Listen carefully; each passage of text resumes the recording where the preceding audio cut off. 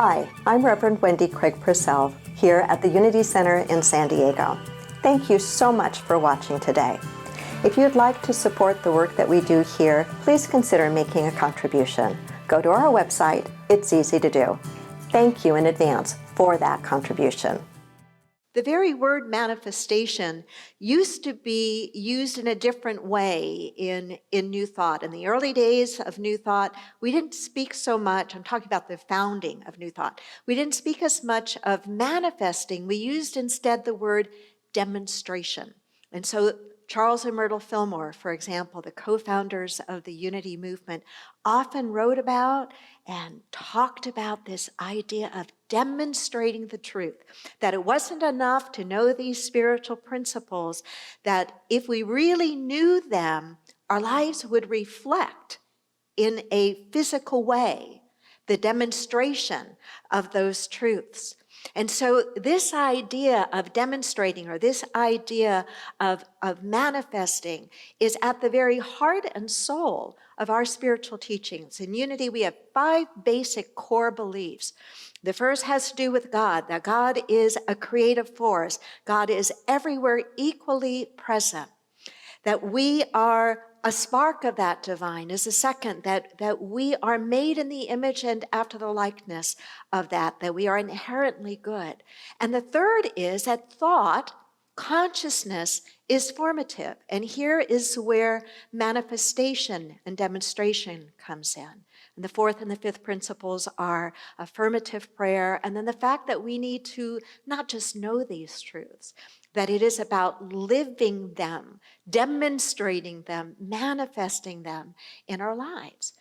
We know, whether we call it God or the Big Bang or the cosmic energy, that something somehow put into force the creation of the universe, that somehow all of this was made to manifest.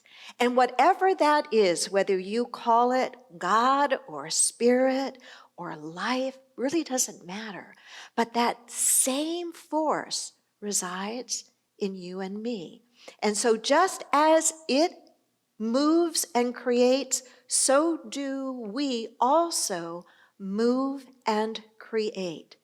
We use the idea or the term in metaphysics that not only do we create, but we are co-creators with this very energy. And that's where and how our manifestations and our demonstrations can become that much grander. When we realize that we do not need to do this all just on our own, that we align with this creative force of the universe to co-create, to demonstrate, and to manifest whatever vision we are holding in our mind's eye and in our hearts, for ourselves, for our family, and for our world. I remember when I first heard the idea that you cannot not create, that you cannot not create. There was a time that I didn't know that. But when I heard that for the first time, I really started thinking about it. What does that mean? I cannot not create. It means that I am always creating.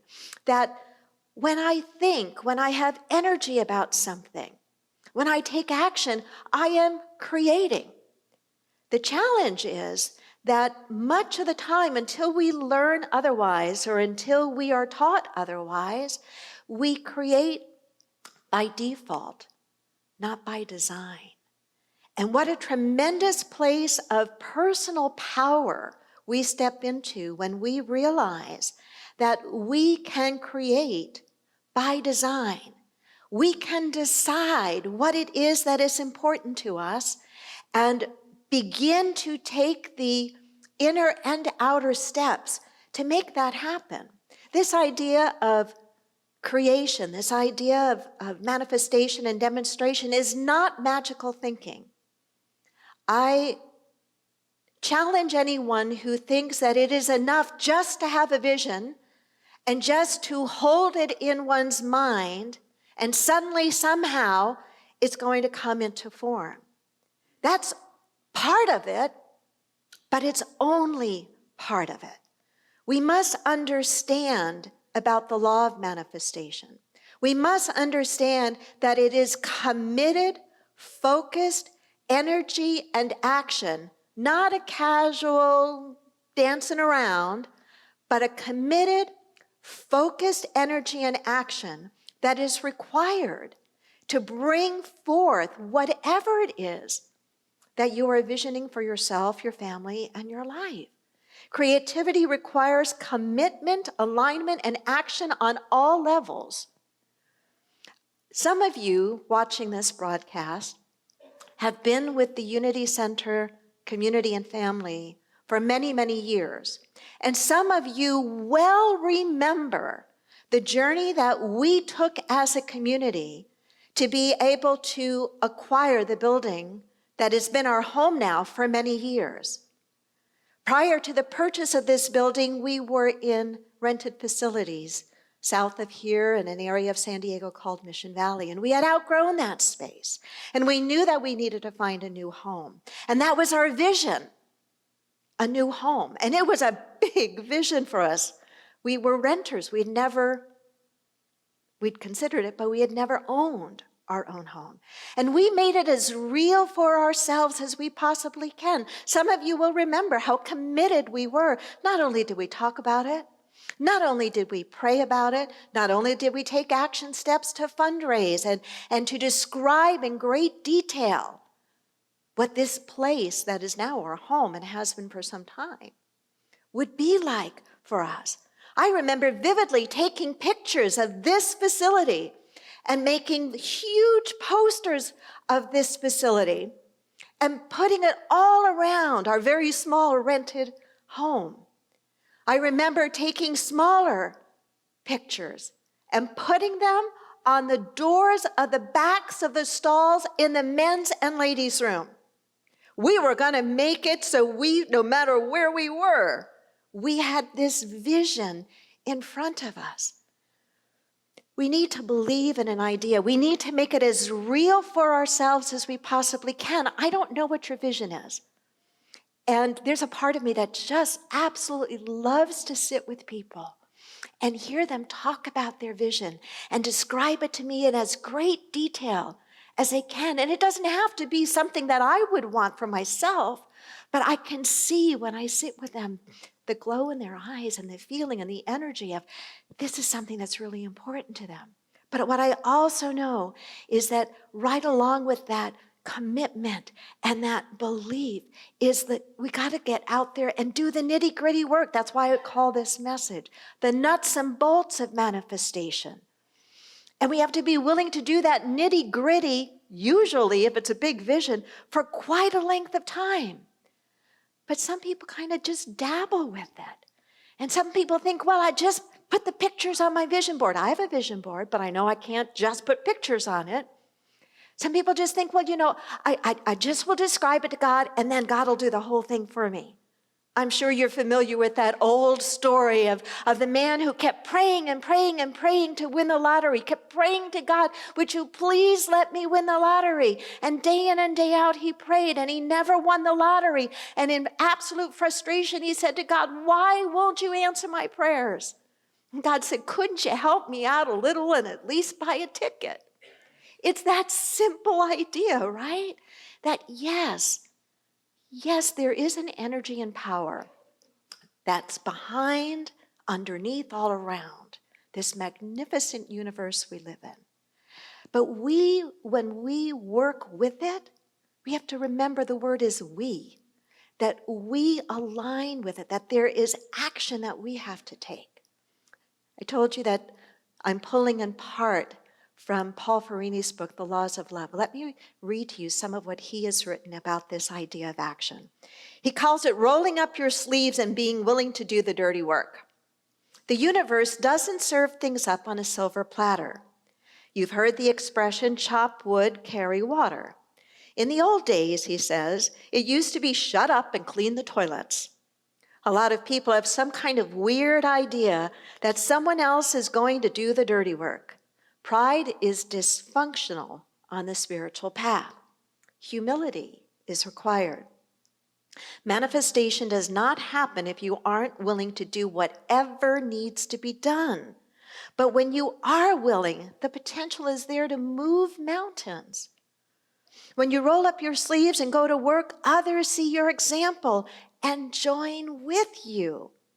So the main question to ask when it comes to your creative process is, are you willing to do whatever needs to be done? Are you committed? And this is a question you need to ask yourself every day, because you can be sure that your commitment will be tested again and again. You have to really want something to bring it into manifestation.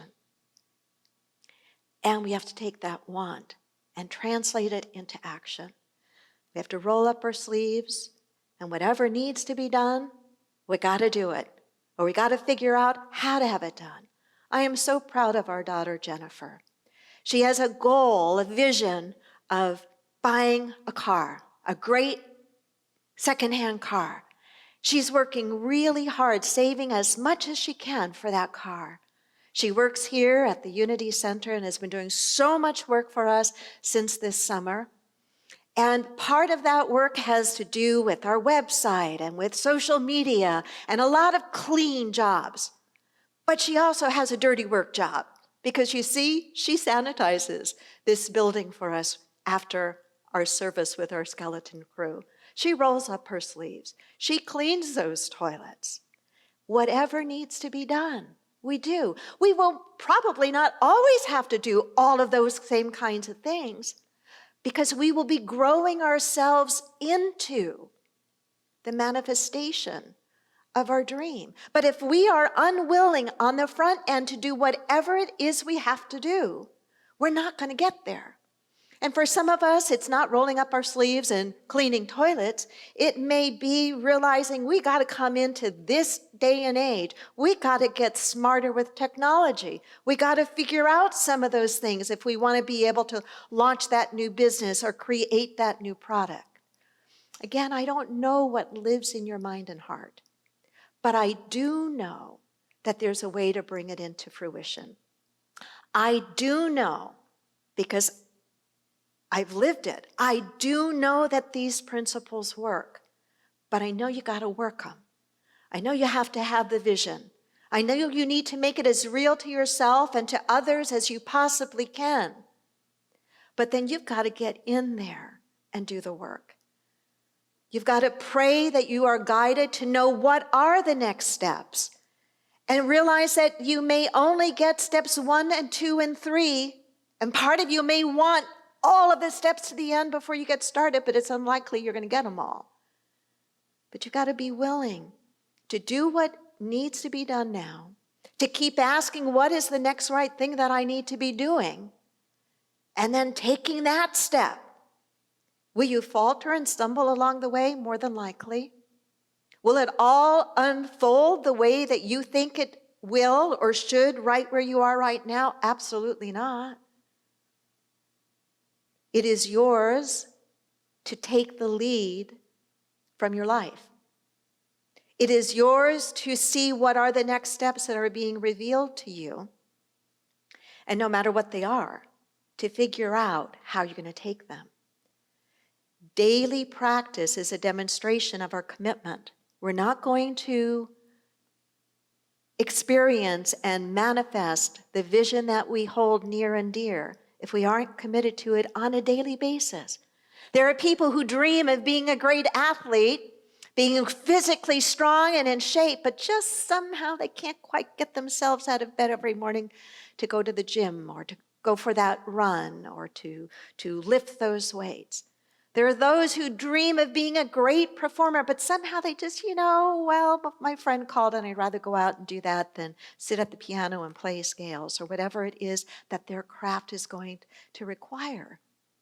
Farini, the author of the book, The Laws of Love, suggests that the biggest obstacle to manifesting is having too grandiose a vision and being unwilling to do the little things that are necessary to take advantage of the opportunities along the way.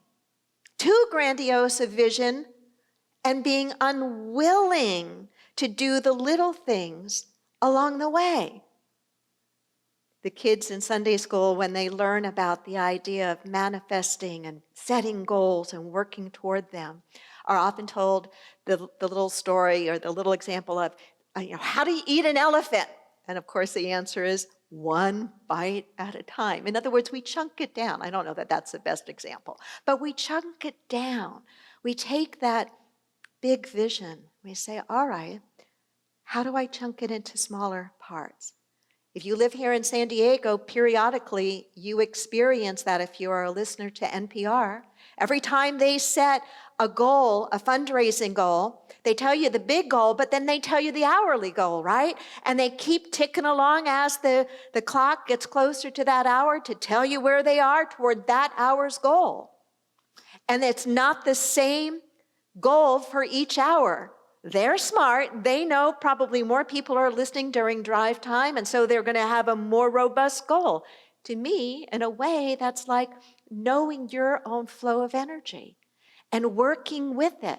So demanding, expecting more of yourself when you know you're at your peak, if that's the morning or if that's late at night, whatever it may be, and getting in there and doing what needs to be done. There are basic components to manifesting. They're not mysterious.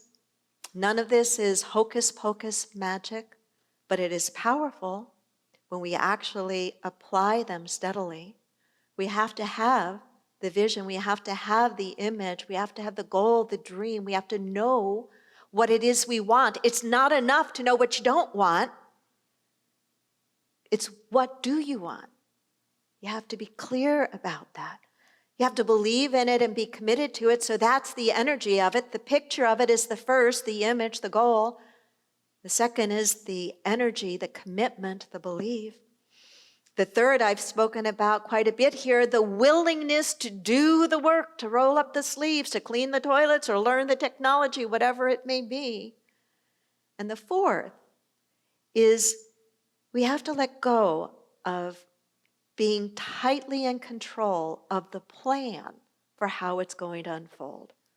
Because no matter what we think it's going to be like, and we should give thought to what we think it's going to be like, and we should have some sort of plan, we have to be willing to hold that plan somewhat loosely. Because if we don't, we're going to be so enamored of the plan that we're holding the plan so tightly that we are not paying attention to life's leaning and life's lesson and life's leading, trying to take us in a slightly different direction in order to get to the actual goal. Because remember, it's about the goal. It's not about the plan. The plan is just a vehicle to help us along the way. So we use it, we give thought to it, but we have to be willing to hold it lightly. There's another point, and I just want to mention it here, that Farini brings in this chapter. He talks about the importance of understanding the difference between needs and wants. I think it's a fundamentally important understanding for any functioning adult to know the difference between needs and wants. A true need means you can't survive without it. And if we're honest with ourselves, there's only a very few things that we absolutely need. There are really only very few things that are essential for our survival. Then he says, then ask yourself, what about those things that you can honestly say, I really can't live without dignity and respect and a true sense of fulfillment without them? Can't live without dignity and respect and a true sense of fulfillment without them. He says those things, you would say, and there shouldn't be too many of them on that list, are your high-level wants. And then there's everything else that falls in the middle. And if we're honest with ourselves, there's a lot that falls in the middle. There's really only very few on the end of absolute survival needs. And if we're really clear and honest, there are really only a few things that are true heart, soul desires and goals and dreams. And there's so much else that's in the middle. That's where our spiritual discernment must come in. That's where delaying gratification must come in. That's where making higher level long-term decisions have to come in, where we say, okay, I may be tempted, but you know what? Before I walked in that store, I didn't even know that that thing existed. So how can I say in this moment in time, oh, I can't live without it? The truth is, yes, I can.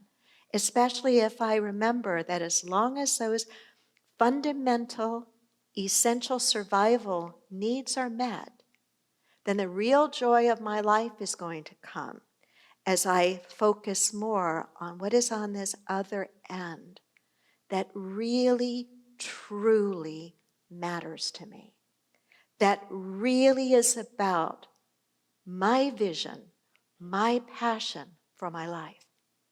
So as I bring this to a close, I want to say once again that these teachings in unity and science of mind, these teachings in the New Thought movement are powerful.